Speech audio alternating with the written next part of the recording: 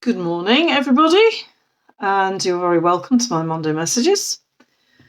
I hope you all had a really lovely weekend. I had a fantastic weekend, especially yesterday, actually, when I started the day with a wonderful swim and treated myself to coffee afterwards, which was lovely treat, and bumped into lots of people that I know, which is always nice to have a chat with them.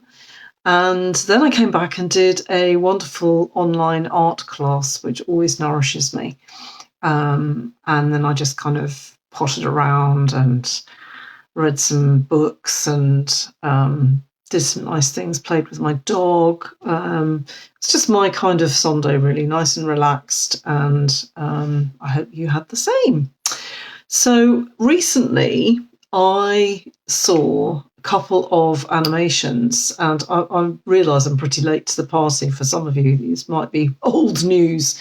A couple of animation films called Inside Out, and the first one's quite old now, but they're both the closest that I've seen to really explaining how we work, how our minds work, and how we are led by our emotions and our feelings, and that if we want to feel really whole and integrated and really our authentic selves, then all of those emotions come into play. They are all important. There are none that should be rejected or not used.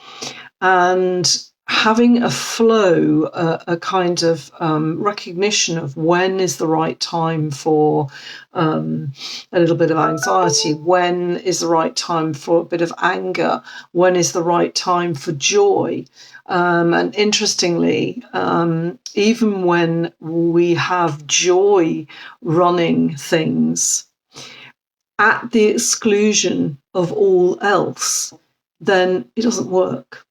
And it also shows how beliefs are set up and values, and how things like hitting adolescence or puberty can throw everything into chaos, and everything's up for grabs, and that's when destructive patterns of behaviour get formed. Now, in my view, they can happen long before that as well, but that is a classic time for that to happen. So anyway, one of my messages today is, if you haven't seen the films, then please do. They may be kind of aimed at kids, but they're not only for kids. They're very insightful for us as adults as well. So because I am in the middle of a kind of a little bit of chaos myself, in that I'm throwing everything up in the air and seeing where things land and whether I want to keep them or change them, transform them in some way, it reminded me of the importance of looking at my values. And it's our values that really can drive a lot of our behaviour and a lot of our feelings around behaviours as well. And I discovered that my value list, my priority list, basically, had, almost without me being conscious of it, the priority had shifted. And I was allowing my value of reliability, or my perception of what that meant, to run things. And that was at the expense of my feeling a sense of freedom, of flexibility, spontaneity, of an ability to kind of just go with what felt energetically appropriate at the time. I would often turn down invitations, either from other people or from myself, because I'd said I would do something, even if that thing could easily be changed, could easily be reorganized, or even just, I've changed my mind, God forbid, I've changed my mind. It's not something, something I promised last week isn't actually appropriate anymore. And no one's going to die if I say no. So I re-looked at that particular value and I relegated her, if you like, down a bit lower on the list. So I don't want to let go of it because there are aspects of reliability that I still value quite highly. And I'll give you a list of those later on this week. It doesn't mean because I've loosened the grip that reliability had on my working practices, or even some of my personal stuff, that I am now going to become completely unreliable. That's not what I mean. But for me, reliability had become overly attached to predictability, routine, sticking to the plan, all of those things. And it had become very rigid and immovable. And I don't want to live my life like that. And I don't believe that it serves me or anyone else to be like that. So I now am reframing my understanding of reliability. And I am still utterly committed to you being able to rely on me to do a number of things, to show up when I'm meant to show up, to tell you the truth, even though that might be challenging to hear, to ask really good questions that enable you to bring to consciousness whatever needs to come up for you to be able to make really positive, transformational, sustainable changes in your own life. You can rely on me to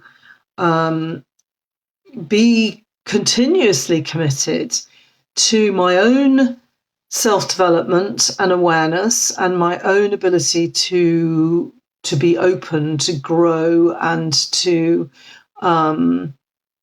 be in my own flow so that I can be able to nourish myself in order to give freely to you, to others, without taking from myself, because that doesn't serve you and it doesn't serve me. And of course, there will be certain things that when I say I'm going to do them, then I'm going to do them. But there are also moments, day-to-day things that I believe now need to be more fluid. And, that I can prioritize my own, all those things above, over doing stuff because I said I'd do it, when I said I'd do it, I hope that makes sense. I'm wondering what reliability means to you, actually. Maybe you could pop that in the comments. Is it something that you value, or is it something that doesn't really factor on your value list? And by the way, there's no hierarchy in terms of people's values. They're just values. And we may, as a collective, have similar values, but they most certainly would not be in the same order. And they may get shifted according to which area of your life you're actually applying them to. So the second part of my message today, I suppose, is if you are somebody who likes to use the beginning of the year, so January, to really make good intentions for your coming year. And I know this is early, but this is prep work, if you like. If you want to do that and you are a little bit tired of making resolutions that you don't really stick to, and you end up kind of revisiting the same old stuff every year, then I would encourage you to, as part of your assessment of where you are now, to look at those values and to understand where your top values are running things, and whether that's an appropriate value to be running things or not. And and maybe you could share what your current top value is regarding relationships, and that could be work relationships or it could be personal relationships. What do you most value in relationships? And that's usually what you would expect from someone else, and what you would expect from yourself. Not always the same, though. Interestingly, that's another little thing to think about. So if you do want to do any deeper value work, that's definitely something we'll be doing on my workshop in January. But we can do it on a one-to-one basis. You can book a coaching session, a QTT session, or just book a free clarity call with me, and we can have a chat about what's the most appropriate step forward for you at this stage. Thank you so much for listening. I hope that made sense. Let me see if I've forgotten anything. No, I don't think so. I'm going to talk a little bit more about reliability and values as the week progresses. But just thought I'd share that just loosening that value up for me has actually opened up a much more liberated sense of flow for me in my life. And often just little shifts like that can achieve big results. Thank you for listening, and have a fabulous week. Bye.